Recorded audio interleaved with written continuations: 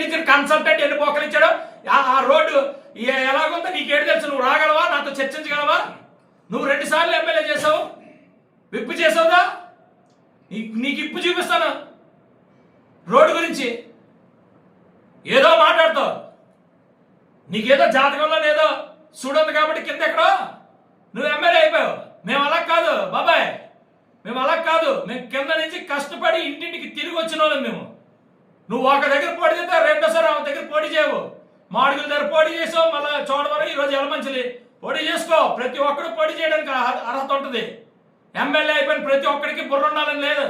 MLA అయిపో, నువ్వు MLA అయిపోవు కాబట్టి నీకు అంత తెలివితేటలు ఉన్నాయని అనుకోకు. మాకు చిత్తశుద్ధి ఉంది.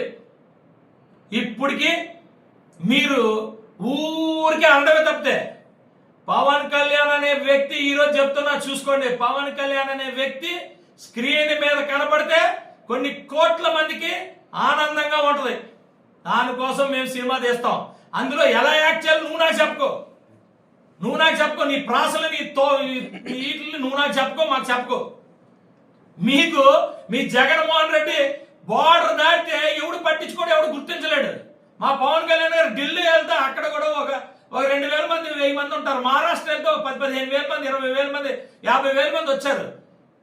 మీకు గడప దాటితే నీకు చోడవరం దాటితే ఎవడు నేను గుర్తించడు. ఆ పేరు దానికి వాళ్ళ నాన్నగారు లేకపోతే అతను ఎవడు గుర్తించేవాడు కాదు. పేరు నాని గారు వాళ్ళ నాన్న ఒక మంచి వ్యక్తి కాబట్టే పేరు నానికి ఈరోజు మాట్లాడడానికి ఛాన్స్ వచ్చింది. దాన్ని ఎందుకు పనులు చేస్తావు నువ్వు? ఈ అంబర్ రాము ఊరికే సంక్రాంతి డాన్సులు అయిపోతే అతన్ని ఎవడు గుర్తించడు. మీరామా గురించి మాట్లాడేది